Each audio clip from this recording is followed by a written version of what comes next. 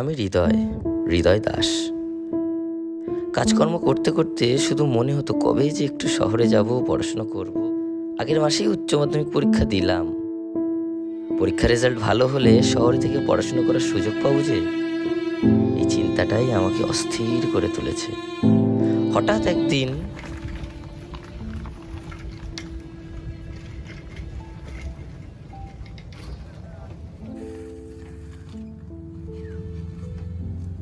দাদু এখানে হৃদয় দাস কে থাকে?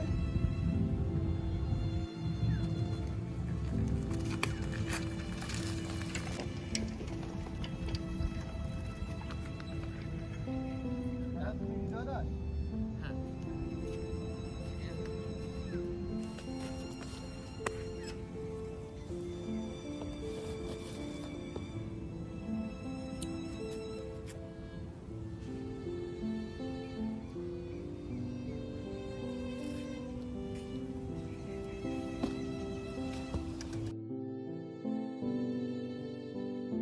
আচ্ছা, তোমার মনে পড়ে রাগের মাথায় পাঁচুর মাকে কি বলেছিলে?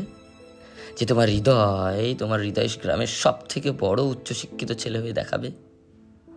হ্যাঁ মা, সেদিন এসে গেছে।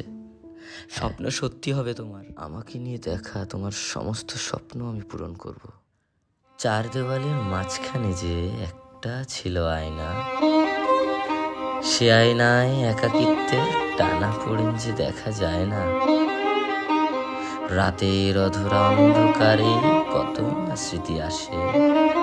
সময় এসেছে হাতছানি দেওয়ার মধ্য গগনে।